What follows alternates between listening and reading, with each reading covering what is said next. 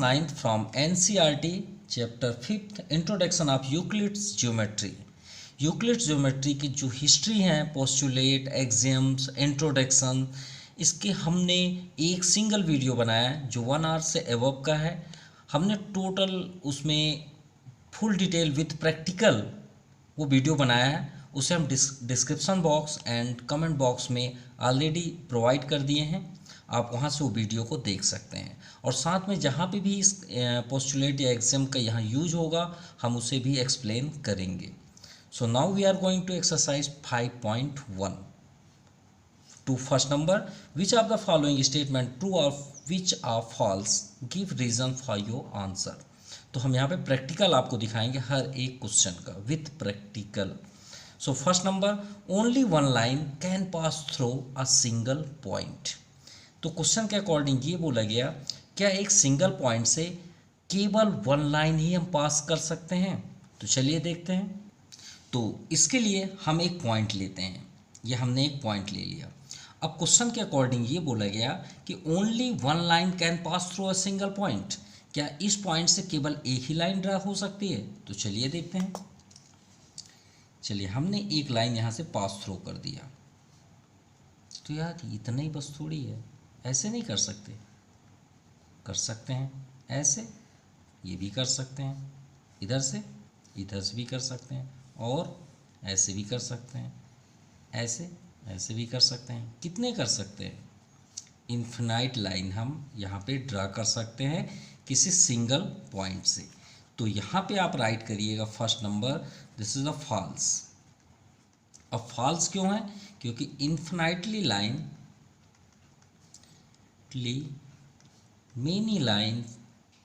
Many lines can pass through a single point या given point, जो भी आप राइट करना चाहें, गिवन पॉइंट। तो आपको क्लियर हो गया कि एक पॉइंट से हम इन्फिनाइट लाइन ड्रा कर सकते हैं।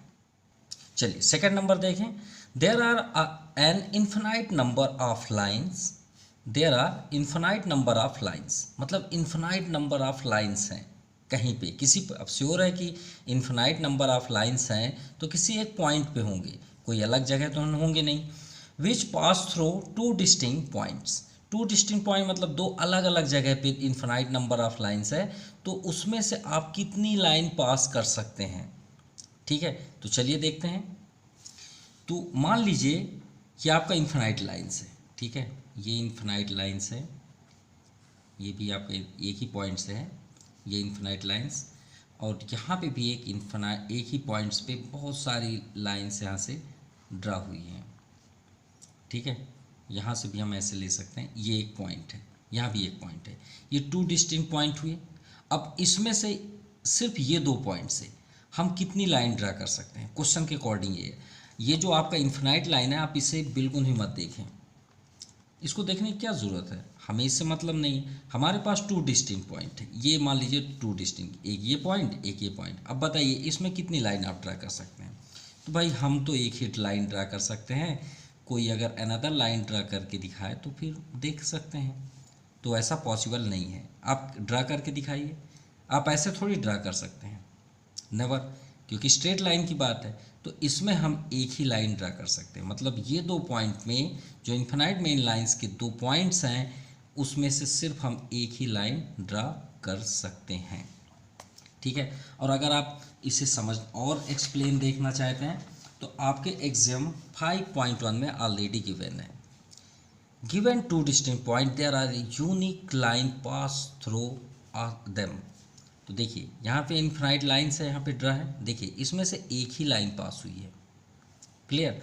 तो ये भी आपका फॉल्स हुआ, तो आप यहाँ पे क्या राइट करेंगे? फॉल्स। चलिए रीज़न भी दे दें, तो only one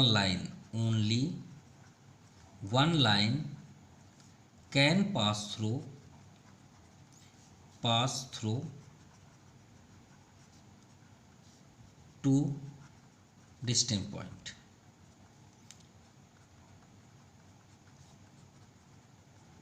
points, clear. Now third number, अ टर्मिनेटेड लाइन टर्मिनेटेड मतलब जो एंड हो, जैसे ये देखिए टर्मिनेटेड लाइन है, ये सभी टर्मिनेटेड लाइन है। A terminated line can be produce infinitely on both the sides. अब ये आपका एग्जाम है, चलिए आपको दिखा रहे हैं।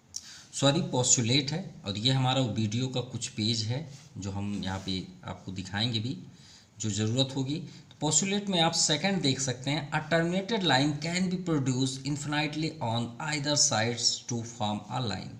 यानी एक लाइन सेगमेंट है, ये 2 पॉइंट्स है जो टर्मिनेटेड है, इसके आगे हम डैश डैश करके इन्फिनाइट लाइन मतलब लाइन को आगे तक प्रोड्यूस कर सकते हैं। क्योंकि लाइन जो होती है उसकी कोई लिमिट तो होती नहीं है, लेंथलेस होती है, लेंथ तो होती है लेकिन हम उसे मेज़र नहीं कर सकते क्योंकि इन्फिनाइट होती है दोनों side, both side, end to and.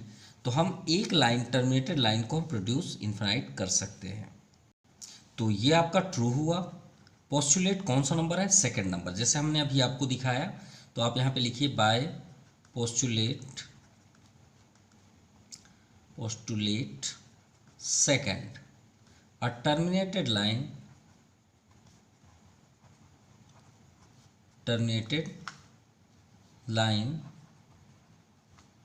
Can be produce infinitely, produced infinitely. Clear? Now fourth number, if 2 circles are equal. अगर 2 सर्कल इक्वल्स हैं तो श्योर है कि उनके रेडियस भी इक्वल होंगे, नो डाउट। तो रीज़न भी है, then their radii are equal. लेकिन हम तो एग्जाम से ही यहाँ पे सॉल्व करेंगे क्योंकि हम यूक्लिड्स थ्योरी कर रहे हैं, ये तो ऑलरेडी क्लियर है, नो डाउट। लेकिन कुछ एग्जाम भी देख लेते हैं क्योंकि एग्जाम में फर्स्ट नंबर आप देखिए, थिंग्स, जरा सोचिए, which are equal to the same things. अगर 2 चीज़ें सेम हैं, are equal to one another, तो वो दूसरे के इक्वल, जो अनदर भी इक्वल होंगे उनके भी ये इक्वल होंगे। जैसे x z के इक्वल है और y z के इक्वल है, तो श्योर है कि x y z सभी इक्वल होंगे। क्लियर? मतलब यहाँ पे थिंग्स, जरा सोचिए कि which are equal to same things. अगर x z के इक्वल है और y z के इक्वल है तो are equal to one another, तो वन जो है कॉमन z उस दोनों के इक्वल होंगे। सिंपल। तो ये आपका क्या हुआ? ट्रू। अब रीज़न क्या है? इक्वल सर्कल्स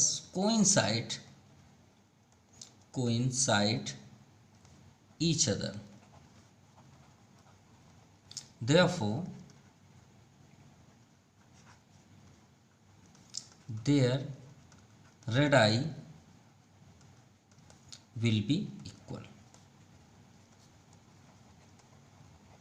और अगर एग्जाम आपको नहीं समझ में आया तो एक एग्जांपल भी दे देते हैं। सपोज आपके मोहल्ले में मान लीजिए बी नाम का कोई पर्सन रहता है और बी के मोहल्ले में सी नाम का कोई पर्सन रहता है, तो बताइए आप तीनों एक ही मोहल्ले में है कि नहीं है? बिल्कुल है। उसमें कॉमन कौन है? आपका ये फ्रेंड जो बी है।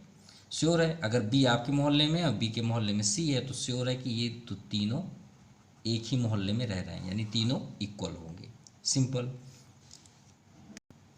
नाउ फिफ्थ नंबर, और फिफ्थ नंबर आपका फोर्थ नंबर के ही जैसे, जैसे हमने एग्जाम फर्स्ट आपको दिखाया, वही बात हो गई। जैसे आप फिगर देखिए, ए बी यहाँ पे देखिए पी क्यू की इक्वल है और पी क्यू एक्स वाई की इक्वल है। वही अभी हमने मोहल्ले वाली बात बताई कि ए बी के मोहल्ले में अगर पी क्यू है और पी क्यू के मोहल्ले में एक्स वाई है, तो बताइए तीनों एक ही मोहल्ले में है कि नहीं है? तो एक्सियम फर्स्ट नंबर ही इसमें अप्लाई होगा, फिर फिफ्थ नंबर। क्लियर? ये आपका राइट है, तो ये आपका ट्रू हुआ। तो उसकी वजह क्या है? एक्सियम फर्स्ट में क्लियर यहाँ पे दिया गया स्टेटमेंट कि ज़रा सोचिए, things which are equal to same thing are equal to one another. अगर 2 यहाँ पे इक्वल हैं, उनमें से कोई एक अनदर की इक्वल है, तो श्योर है कि वो तीनों इक्वल होंगे, नो डाउट। ए बी अगर पी क्यू की इक्वल है और पी क्यू एक्स वाई की इक्वल है, वही मोहल्ले वाली बात आ गई। तो इसका मीन्स क्या हुआ कि A B equal to X Y होगा, no doubt. A B equal to X Y, hence A B equal to X Y, जो हमें प्रूव करना था। क्लियर? आई होप कि आपको थोड़ा सा कंफ्यूज फील हो रहा होगा कि सर ये हो क्या रहा है। क्लियर? अरे बहुत सिंपल सा एक एग्जांपल है कि ये पेन अगर ये पेन की इक्वल है, अब ये दोनों इक्वल है, और ये रेड पेन इस ब्लैक पेन की इक्वल है, तो श्योर है कि तीनों इक्वल हुए नहीं हुए? क्योंकि ये रेड पेन अगर ये ब्लैक पेन की इक्वल है तो ये दोनों सेम हुए, एक ही हुए, और ये रेड पेन इसके इक्वल था तो सेम, ये तीनों एक ही हो गए। तो तीनों एक हुए मतलब तीनों का जो बैलेंस है, लेंथ ले लीजिए, वेट ले लीजिए, कुछ भी ले लीजिए, इसका इसमें कितना इंक है वो सभी इक्वल होंगे, no doubt. Now question number second, give a definition for each of the following terms. Are they other terms that need to be defined first? What are they and how might you define? Question number second, give a definition for each of the following terms. हमें जितने भी यहाँ पे points दिए हुए हैं, जैसे कि पैरेलल लाइन, परपेंडिकुलर सेगमेंट, इनका डिफाइन करना है, इनके डिफिनेशन देने हैं। Are there other terms that need to be defined first, और इसमें जो भी टर्म्स आप यूज कर रहे हैं, जैसे मान लीजिए हम पैरेलल लाइन की बात कर रहे हैं, पैरेलल लाइन में हम किसकी बात करेंगे? टू लाइंस की बात करेंगे ना, तो उसमें एक नेम आया लाइन, क्या नाम आया? लाइन। तो हमें उससे भी डिफाइन करना है, तो वही यहाँ पे दिया है, गिवन है क्वेश्चन के according. Are there other terms, तो श्योर है कि अदर टर्म्स लाइन हो गया पैरेलल लाइन पे, जैसे परपेंडिकुलर लाइन में आपका राइट एंगल आ गया। Need to be defined first, तो उन्हें भी हमें डिफाइन करने की यहाँ पे ज़रूरत है। क्या आप उसे डिफाइन कर पाएंगे? ये बोला गया है।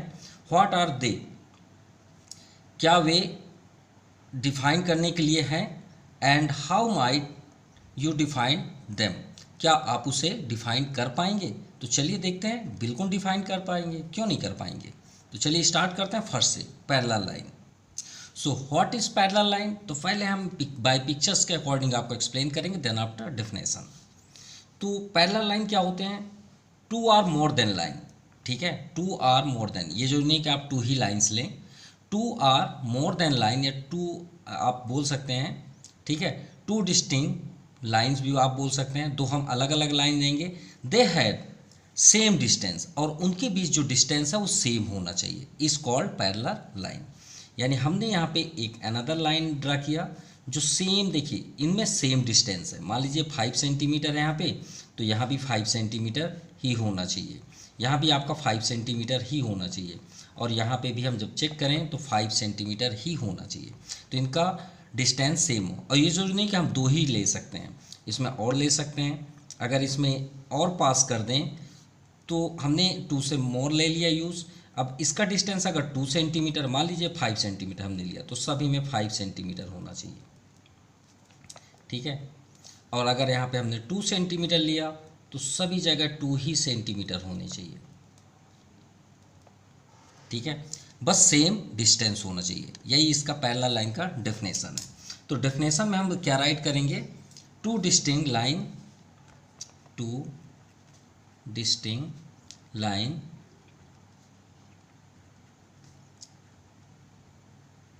lines in a plane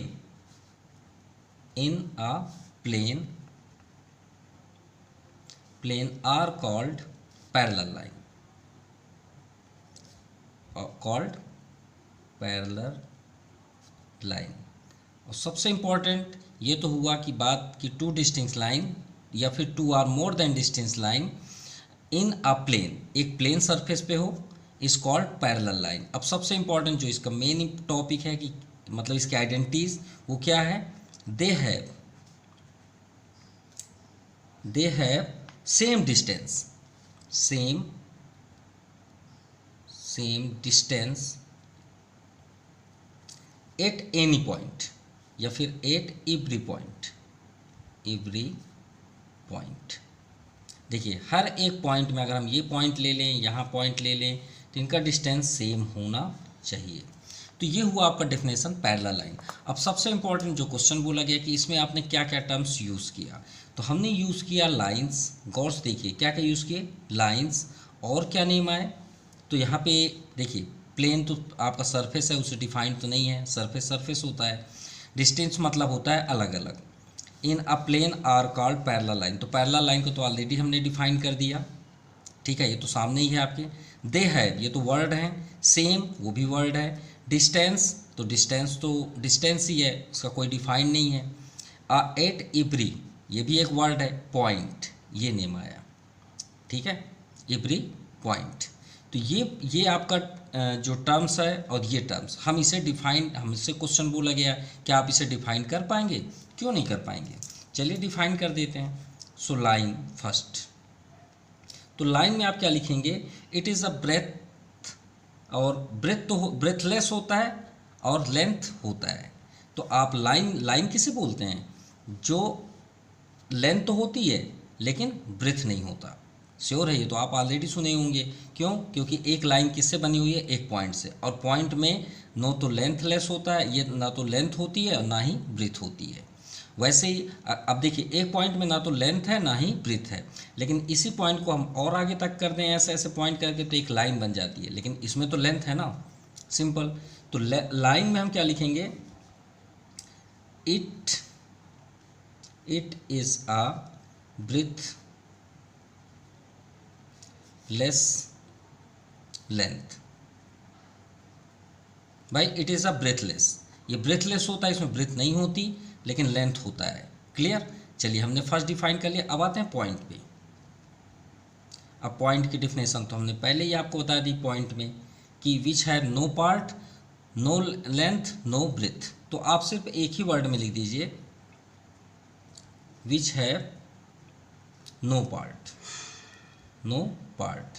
like that अगर आप करना चाहते हैं तो लेंथलेस और ब्रेथलेस। क्लियर, मतलब पॉइंट में कुछ भी पॉसिबल नहीं है। नेक्स्ट है परपेंडिकुलर लाइन। अब परपेंडिकुलर लाइन क्या होती है, मान लीजिए ये पेन है, अब हम इसमें एक परपेंडिकुलर ड्रा करना चाहते हैं, तो हम क्या करें, इसमें 90 डिग्री एक पॉइंट ले लेते हैं, कहीं पे भी पॉइंट, मान लीजिए हमने ये पॉइंट लिया और यहाँ पे हम प्रोटेक्टर के थ्रू पे यहाँ पे 90 डिग्री पे ऐसे रखते हैं। तो देखिए यहाँ पे आपका 90 डिग्री है, यहाँ पे भी 90 है, तो श्योर है डाउन भी 90 होगा और यहाँ भी 90 होगा। तो चारों कॉर्नर आपके जो कोऑर्डिनेट हैं वो क्या हो गए, 90 डिग्री। या फिर आप coordinate geometry already fourth chapter में पढ़े होंगे। तो कोऑर्डिनेट ज्योमेट्री में जो एक्स एक्सिस है, वाई एक्सिस, वो दो लाइन से ही तो बनी है। किससे बनी है, टू लाइन से। हम अगर उसको प्रैक्टिकली समझे तो आप कोऑर्डिनेट ज्योमेट्री का डायग्राम ही शो कर दीजिए, एक्स एक्सिस वाई एक्सिस, क्योंकि यही तो इसका डेफिनेशन है, वाई डैश और इसे एक्स डैश, ये जीरो हो गया। अब इसी का डेफिनेशन यहाँ पे राइट कर दीजिए, when two line intersecting at any point या at point O is called perpendicular line. Simple, और कुछ तो राइट नहीं करना है, ठीक है। तो आप यहाँ पे लिखिए two lines are perpendicular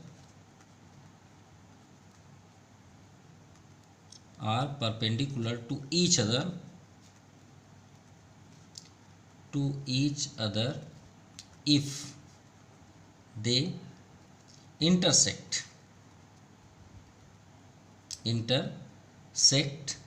each other at right angle,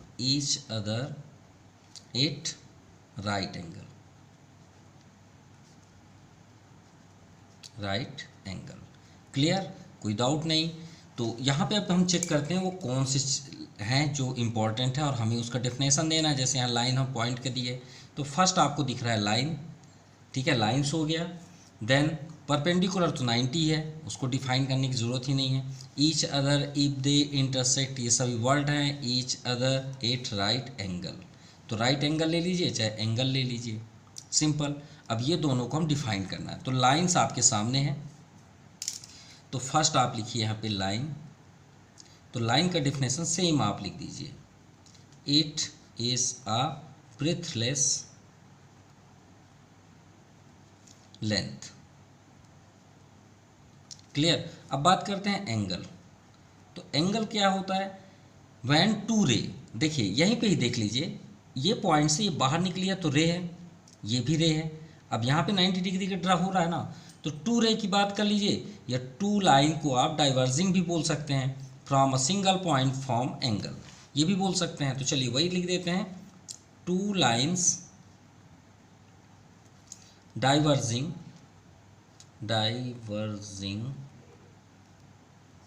from a single point formed angle, और हमें क्या प्राप्त हो जाता है, एक angle. Simple, clear. Next third, line segment. तो लाइन सेगमेंट क्या होता है? लाइन क्या होती है? जिसका कोई भी एंड पॉइंट नहीं होता, जिसे हम एरो से डिनोट भी करते हैं, ठीक है। और लाइन सेगमेंट क्या होता है? Which have two end point, जिसके दो एंड पॉइंट होते हैं, मतलब वो फिक्स्ड हो, ठीक है, उसे हम क्या बोलते हैं, लाइन सेगमेंट। तो इसका डिफिनेशन क्या हुआ? A line with to and points is a line segment. Simple language, ठीक है। अब यहाँ पे भी हम देखें तो हमें लाइन दिख रहा है और पॉइंट्स दिख रहे हैं, और कुछ तो दिख नहीं रहा है। तो लाइन और पॉइंट्स के तो हम ऑलरेडी डेफिनेशन यहाँ पे बता चुके हैं आपको। सो लाइन का it is a breathless length, ये पहले हमने एक्सप्लेन कर दिया है, ये सभी में आ रहा है लाइन। और point which have no part, ये हमने राइट कराया फर्स्ट नंबर पे, विच हैव नो पार्ट मतलब lengthless and breathless also. Now fourth number, radius of circle. So radius of circle क्या होता है? एक सर्कल है जो एक पॉइंट से सभी फिक्स्ड होते हैं। देखिए ये पॉइंट से, सर्कल किससे बना हुआ है? एक पॉइंट से ही तो बने हैं, ये सभी पॉइंट से ही तो बने हैं, और ये सभी पॉइंट का डिस्टेंस जो है सेंटर पॉइंट से फिक्स डिस्टेंस होता है नहीं होता? ये पॉइंट से सभी का डिस्टेंस क्या होगा? या आप साइकिल का व्हील ले लीजिए या टू व्हीलर की व्हील ले लीजिए स्पोक वाली, सभी में स्पोक ऐसे फैले हुए होते हैं नहीं होते? होते हैं, वो सभी रेडियस ही तो हैं। अब ये बताइए, कभी ऐसा हो सकता है स्पोक जो होगा बाइसिकल की वो अलग अलग हो? नहीं हो सकता, पॉसिबल ही नहीं है। ये सभी क्या है, सेम डिस्टेंस पे हैं। सिंपल। तो इसका डिफिनेशन क्या हुआ रेडियस ऑफ सर्कल का? Radius of circle is the distance, radius of a circle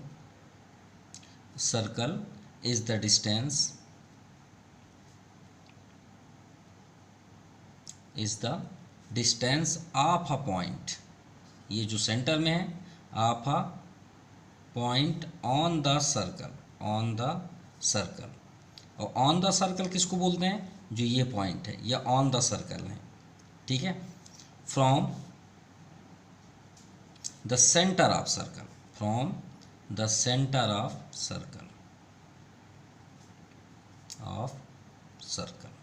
clear. अब चलिए उसमें जो इम्पोर्टेंट है उसको देख लें। इसमें आया आपका सर्कल, रेडियस के बारे में तो फिक्स्ड है, रेडियस में नो डाउट। सर्कल फर्स्ट हुआ, सेकंड आपका हुआ डिस्टेंस, पॉइंट आ गया फिर से, सर्कल सेम है, और ये आपका सेंटर ऑफ सर्कल। तो चलिए डिफिनेशन करते हैं सर्कल। तो सर्कल का डिफिनेशन क्या होता है? अ प्लेन सर्कुलर पाथ बोल सकते हैं, लूप बोल लीजिए, जो भी आपको पसंद है, ठीक है। लूप ही बेस्ट होगा, सर्कुलर लूप मतलब घुमा हुआ, with a centre, clear. A plane circular loop with a centre. Second है आपका पॉइंट, जो हमने फर्स्ट से ही डिस्टेंस किया है, डिफाइन किया है, which have no part,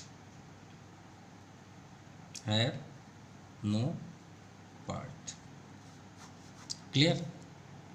now last, square which have all sides are equal is called square. और इसकी प्रॉपर्टी अगर देखें, क्योंकि प्रॉपर्टी तो उसकी डिफाइंड है, तो all sides are equal and each angles is 90 degree perpendicular, ठीक है। और अगर और आगे देखेंगे तो diagonal bisect each other at right angles and opposite sides equal and also parallel. मतलब प्रॉपर्टी की तो ढेर सारे हैं, उसमें कोई वो नहीं है। तो हम चलिए डिफाइन करते हैं स्क्वायर। तो स्क्वायर को हम क्या बोलते हैं? अ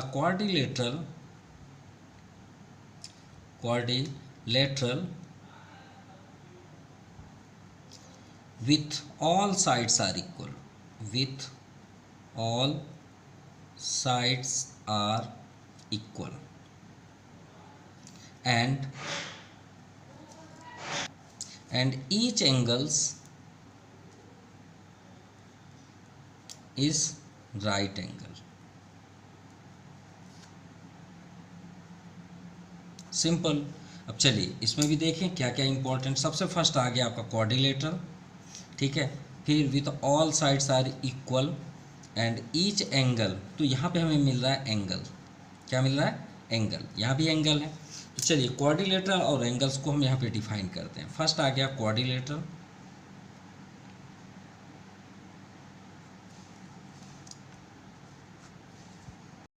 तो क्वाड्रिलेटरल क्या होते हैं? अ प्लेन, इसमें तो कोई भी साइड्स इक्वल नहीं होते, तो a plane enclosed figure with 4 unequal sides, with 4 unequal sides. भाई क्वाड्रिलेटरल में तो कोई भी साइड्स इक्वल नहीं होते, ठीक है। और क्वाड्रिलेटरल से ही तो सभी कुछ बने हैं, स्क्वायर वगैरह। सो एंगल के डिफाइन तो आप ऑलरेडी जानते हैं, लास्ट में भी अभी एक्सप्लेन किए। 2 lines diverging from a point, clear? ये आपका कंप्लीट हुआ। Now question number 3, consider 2 postulate given below. यहाँ पे 2 पोस्टुलेट हमें गिवन है, ठीक है, और इसे हमें समझना है। फर्स्ट है given any 2 distinct point A and B, 2 अलग अलग पॉइंट है A and B. There exist a third point C, और उनमें एक ऐसा पॉइंट है सी, अनदर पॉइंट मतलब अलग से पॉइंट है, which is an between A and B, और जो सी पॉइंट है वो ए और बी के बीच में है।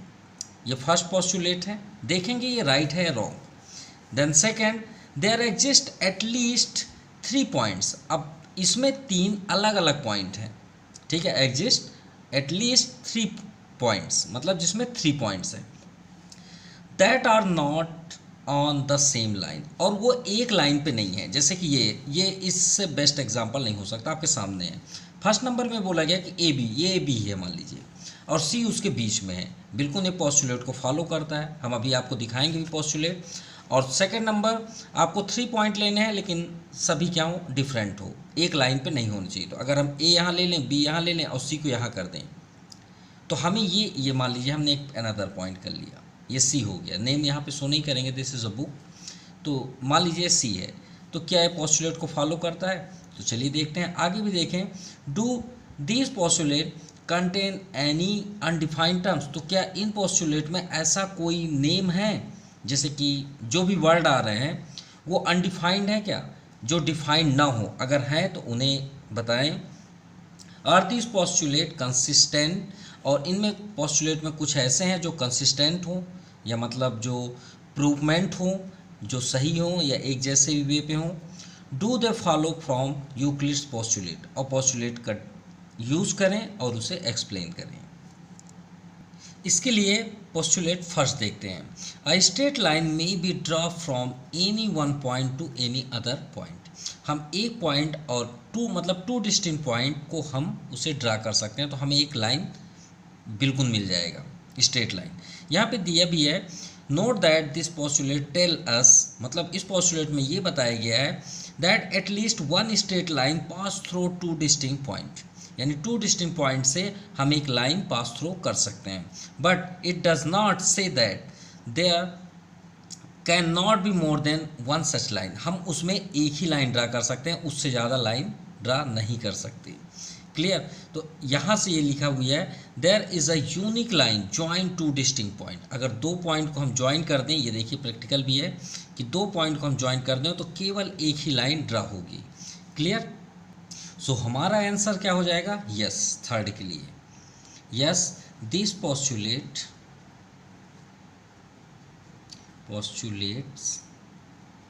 कंटेन। अब इसमें हम बात करते हैं कुछ अनडिफाइंड। यस तो हैं, लेकिन कौन कौन से जो हैं अनडिफाइंड हैं। तो postulate undefined term, undefined terms.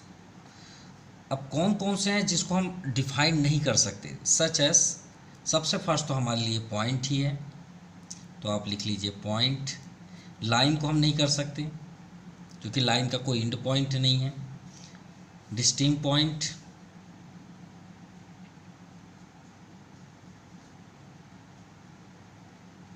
They are consistent, they are, ये सभी क्या है, consistent, because they deal with two different situation, deal with two different situation, clear. चलिए अब फर्स्ट के आंसर लिख लें। फर्स्ट नंबर में point C is lying between two points ना, तो point C is lying between two distinct point, distinct point कौन कौन से, A and B on line, ये आपको फर्स्ट हुआ। सेकंड हमारे पोस्टुलेट में नहीं है, क्योंकि अगर हमारे थ्योरी में ऑलरेडी पोस्टुलेट में बताया गया कि हम इसमें से 2 पॉइंट से अगर 3 भी कोलिनियर लाइन है तो हम उसे ज्वाइन करके भी ये एक पोस्टुलेट ड्रा कर सकते हैं, लेकिन वो एक लाइन पे होना चाहिए। लेकिन सेकंड तो सीधे लाइन पे है ही नहीं है, तो हम यहाँ पे राइट क्या करेंगे, point C is not line, क्योंकि पोस्टुलेट में सीधे बताया गया कि वो लाइन पे ही वर्क है, तो C is not line on the line through A and B. और अगर आप प्रैक्टिकल देखना चाहते हैं, मान लीजिए हमने ये 2 पॉइंट लिया लेकिन एक अनदर ले लिया, अगर हम इसे ज्वाइन करें तो पोस्टुलेट के अकॉर्डिंग ये 2 डिस्टिंक्ट पॉइंट तो ज्वाइन किए तो एक लाइन ड्रा होगी, लेकिन इसे कैसे ज्वाइन करें, अगर हम इसे इधर ज्वाइन कर लें तो यहाँ तो एंगल शो हो गया जो पोस्टुलेट की अवधारणा को एक्सेप्ट करता ही नहीं है, तो ये हमारा रॉन्ग हो जाएगा। तो सेकंड नंबर आपका फॉल्स है। अब इसमें हम या रीज़न भी देंगे कि क्यों फॉल्स है, तो हमने अभी आपको पोस्टुलेट फर्स्ट दिखाया है, उसमें भी आपको यही दिखा है कि this postulate do not follow from Euclid's postulate. ये जो आपका सेकंड नंबर है वो यूक्लिड्स की थ्योरी को फॉलो नहीं करता। However they follow from axiom, और ये किसको फॉलो करता है, एक्सियम को फॉलो करता है, क्लियर। सो जो हमारा एक्सियम क्या है, given two distinct point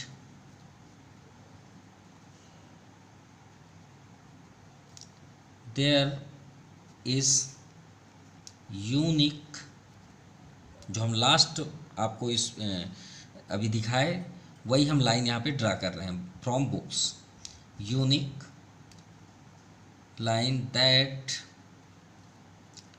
passes through them।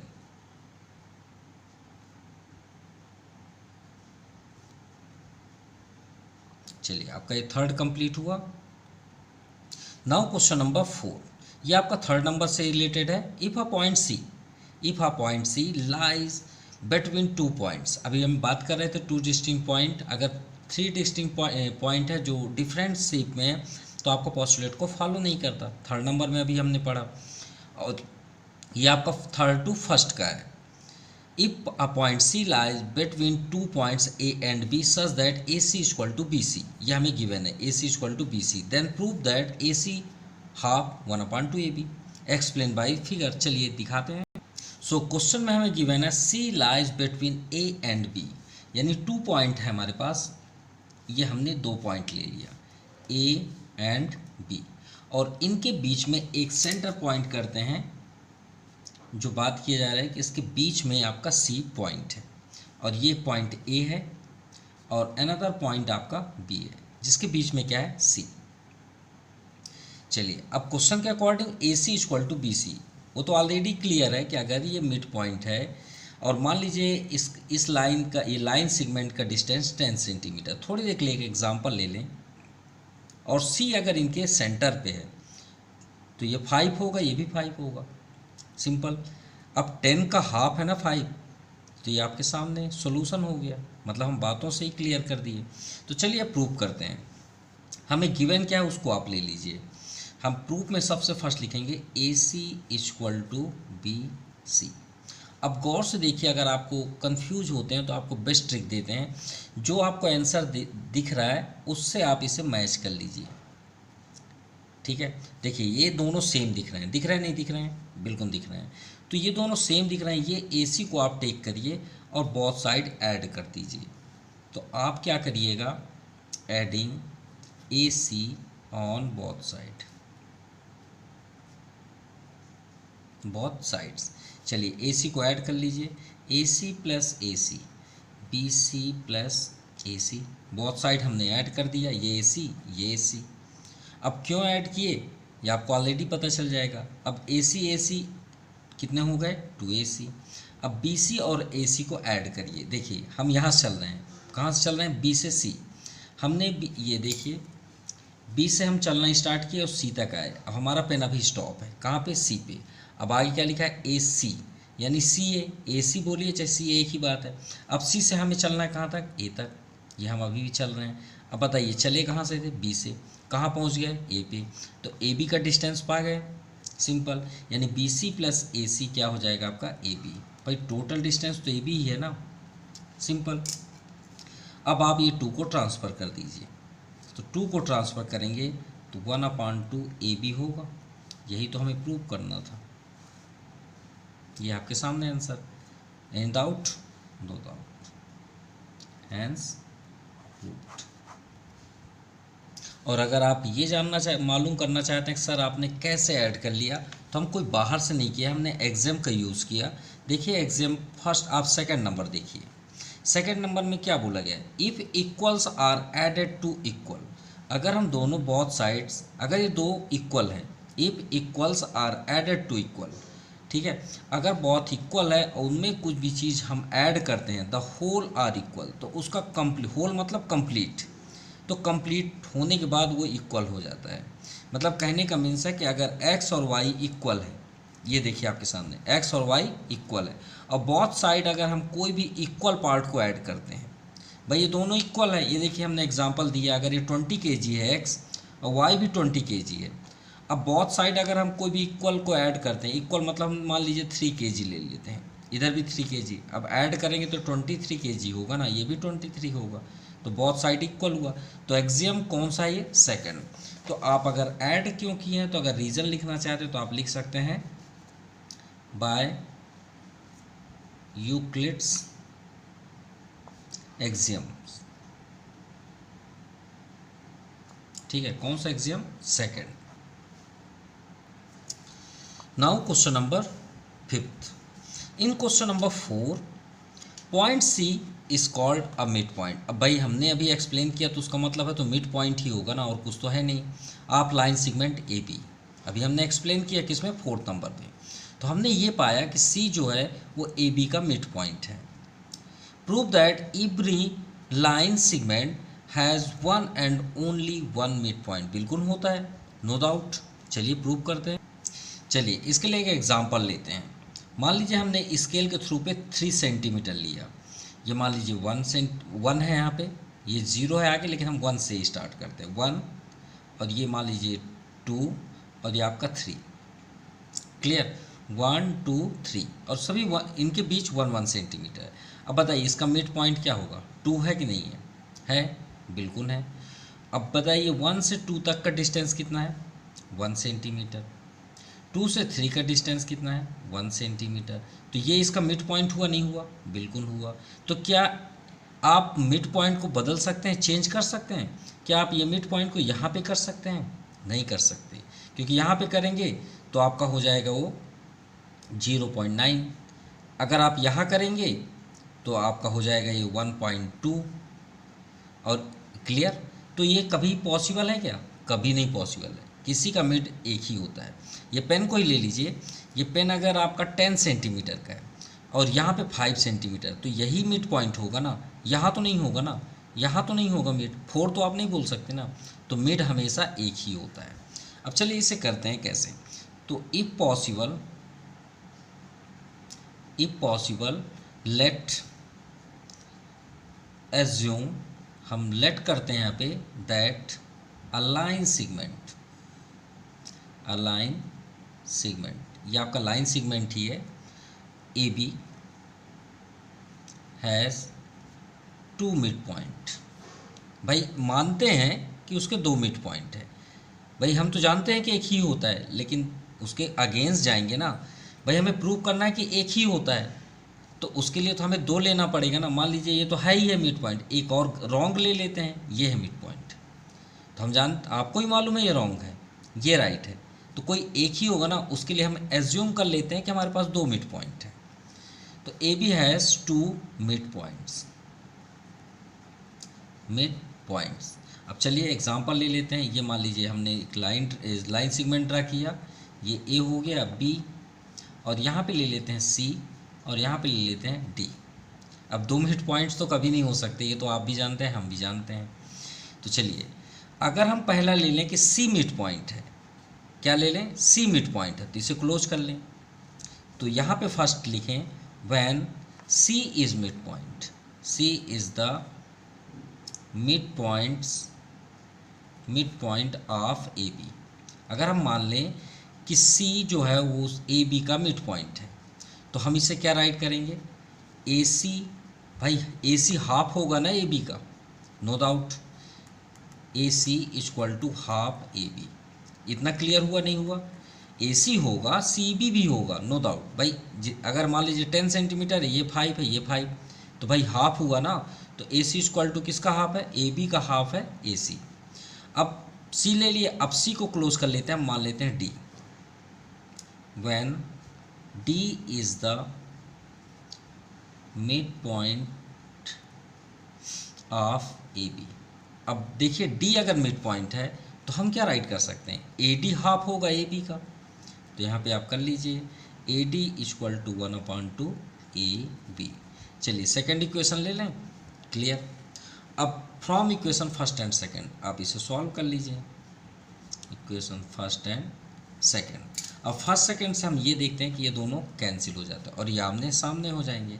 तो आमने सामने आएंगे तो इसका मीन्स हुआ कि ए सी, यहाँ पे देखिए ए C equal to A D. तो ये मतलब यहाँ पे ये तभी पॉसिबल है जब ए से सी और ए से डी का डिस्टेंस एक हो।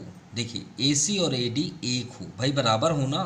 तो बराबर का मतलब क्या होता है? इक्वल का, कि ए सी जितना होगा उतना ही ए डी हो। तो भाई 2 पॉइंट कैसे होंगे?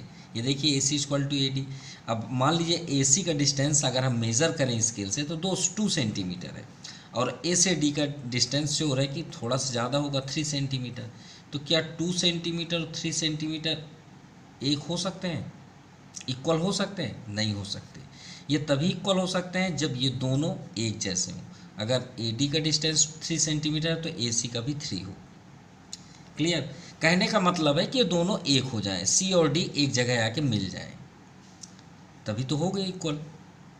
तो इसके लिए हम पोस्टुलेट का यूज़ एग्जाम का यूज़ करते हैं 7 नंबर।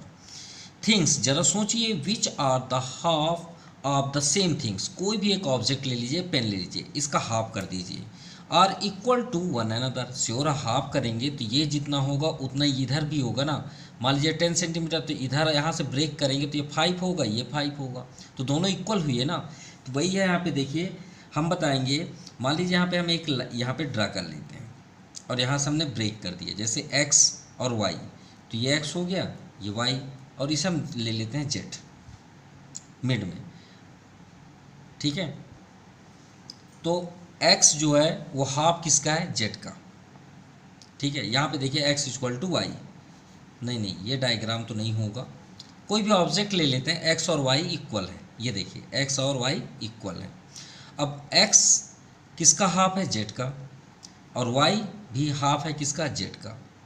थोड़ी देर के लिए एग्जाम्पल लें, x भी हाफ है किसका, z का, y भी हाफ है z का, तो ये दोनों कैंसिल हो जाएंगे, तो इसका मीन्स हुआ x और y इक्वल होने चाहिए। तो यही आपका एग्जाम 7 नंबर आपका यहाँ अप्लाई हो रहा है। So exam 7, things which are half of the same things are equal to one another. तो हमारा जो असम्पशन था, हमने जो एज्यूम किया वो रॉन्ग निकला। तो यहाँ पे हम लिखेंगे our assumption that C and D are 2 points, are 2 points A and B, points of A B आप लिख लीजिए, और रॉन्ग। इसका मीन्स हुआ कि इनमें से केवल एक ही मिड पॉइंट हो सकते हैं। Hence a line segment has one and only one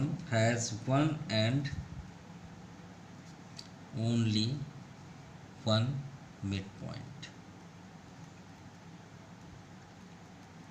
ये आपका final answer. Now question number 6, in figure if AC equal to BD, AC यहाँ से यहाँ तक का डिस्टेंस और BD इक्वल है, then prove that AB equal to CD। तो हमें ये प्रूव करना है कि AB और CD भी इक्वल होंगे। तो चलिए इसे स्टार्ट करने से पहले फर्स्ट तो हम गिवन राइट कर लें कि हमारे पास गिवन क्या है, और एग्जाम का भी यूज़ करेंगे। हमें सिर्फ गिवन है AC equal to BD, clear. और याद रखिएगा क्वेश्चन नंबर 4, क्योंकि क्वेश्चन नंबर 4 के ही जैसा ही क्वेश्चन है। So to prove AB equal to CD, चलिए प्रूव करते हैं। सो प्रूव करने से पहले हम एग्जाम 3 आपको दिखा देते हैं। जैसे हमने प्लस के बारे में आपको बताया 23, ये क्वेश्चन नंबर 4, सेम आप यहाँ देखिए 3rd number, exam 3, if equal are subtracted from equal. Sure है कि अगर दो इक्वल हैं, जैसे x और y इक्वल हैं, और उनमें हम कोई इक्वल सब्ट्रैक्ट कर दें, a जैसे है तो a को ही माइनस कर दीजिए, तो श्योर है कि वो दोनों इक्वल होंगे। सिंपल, मतलब कहने का मीन्स है x और y अगर इक्वल हैं, मान लीजिए x और y 3 सेंटीमीटर है दोनों, अब इसमें अगर हम 1 1 सब्ट्रैक्ट कर दें बोथ साइड, तो आपका 2 2 ही आएगा ना, सिंपल। तो इसी के अकॉर्डिंग हम यहाँ पे सॉल्व कर, तो हमें गिवन क्या है भाई, टू प्रूफ तो यूज़ नहीं करेंगे, इसी को यूज़ करेंगे। तो AC इक्वल टू BD, ये हमें गिवन है। अब खुद ही अपना माइंड सेटअप करिए कि AC में हम क्या माइनस कर दें कि AB आ जाए। गौर से देखिए AC इक्वल टू BD तो हमें गिवन है। अब AC में ऐसा सोचिए कि AB हमें मिल जाए, तो देखिए ये आपका AC है, AC में हम क्या कट कर दें, इस ये देखिए ब्लैक लाइन देखिएगा, सिर्फ इधर आप तो बिल्कुल ना देखिए, इसको क्लोज कर लीजिए। AC में क्या माइनस हटा दें या कट कर दें कि हमें आंसर AB मिल जाए। तो AC में अगर हम ये BC को कट कर दें तो AB मिल जाएगा, बिल्कुल मिल जाएगा। तो क्यों ना हम BC को माइनस कर दें बोथ साइड, तो subtracting BC on both side. अब देखिए हमने एक ही अटेंड किया ना एग्ज़ाम के अकॉर्डिंग, कोई दो तो नहीं लिए। जैसे हमारे एग्ज़ाम में हमने ए का ही यूज़ किया बोथ साइड, वैसे हमने यहाँ पे यूज़ किया BC का। तो माइनस कर लीजिए, AC minus BC equal to BD minus BC। अब AC माइनस BC देखिए, AC में से BC कट करेंगे तो AB बच गया, ये आपका AB हुआ। अब सेकेंड साइड देखिए BD माइनस BC, BD कहाँ पे है, B से D। अब इसे क्लोज कर लीजिए, इतना मान लीजिए ये नहीं है, BC में से BC को माइनस कर दीजिए, फिर से वही कट करना है, तो आपको क्या रिमाइंड हुआ, CD बच गया, तो CD आप यहाँ पे कर लीजिए। अब आप चेक कर लीजिए आपको क्या प्रूव करना था, AB इक्वल टू CD, किससे, बाय एग्जाम 3।